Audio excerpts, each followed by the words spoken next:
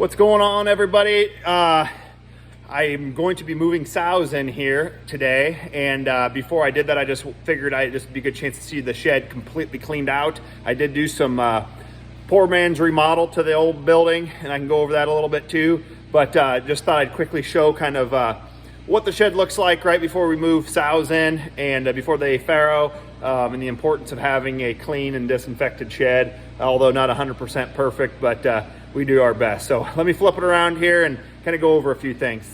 All right, as you can see, if you remember from my second to last video, that was like 4 years ago, I had all wood panels that went in between that I set up that were not attached to anything, and then just made all my pens.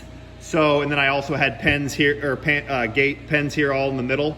So since then, what I've done is I used my dad's, just a bunch of stuff that I had on hand. So as you can see, we added concrete.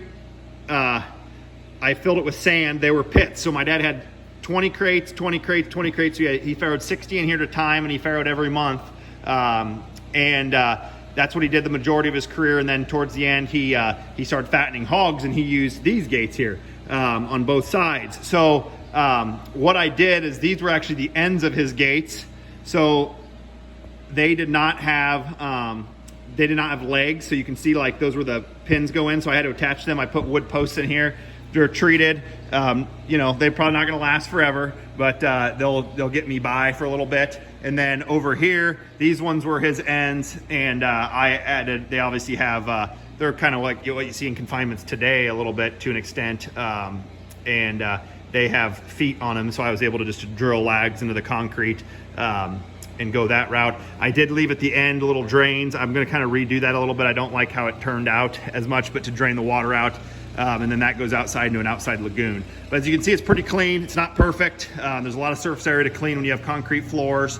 I have a curtain on this side from when he fattened hogs. And then there's fans. I got kind of my supplies over there, fans in the building, and then he had it obviously on kind of climate controlled. You can see up there the chore time climate controlled, and they've got these were used to bring fresh air in. I don't use that stuff, but the curtains are nice even with farrowing, because I can lower them down, I can turn the fans on, and I can kind of control to make sure that ammonia and stuff isn't too high, make sure the air stays fresh. I'd rather have a little bit crispier than stuffy. So, you know, as far as crispier air, as far as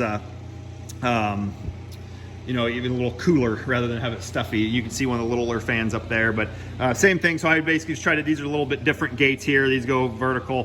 When my dad made it into a fattening shed, you can see he wrapped the poles, and then he had pens that came out, you know, in between poles were his pens, and he kind of just used whatever gates he had too, and then he did have a welder make these ones. But anyways, you can kind of see what I did here. I got 25 pens in here. They're permanent. They're nice and you know, sturdy, and nice not to have those pits anymore. And it's been really good. I've got 2 LB whites for heat. I don't run very much heat. I had to replace a lot of the ceiling birds and stuff. You can see I still got some work to do. Right there's a bad spot, but for the most part, we're getting there. But the last thing I would say is, you can see I've got it pretty clean. We power wash it. And then, I mean, I can get my uniloader in here. I cut a hole open in the door. You can see I cut a hole open in the door. I got to put a permanent door on there to fit a uniloader. I take all the manure out with my uniloader, and then I power wash it down, and then I let it dry, and then I disinfect it. So if you have any questions, just holler. You can see I ran tubes up and filled that with sand and made little pits, but I wouldn't have done how I did that again. So anyways, just holler if you have any questions in the comments.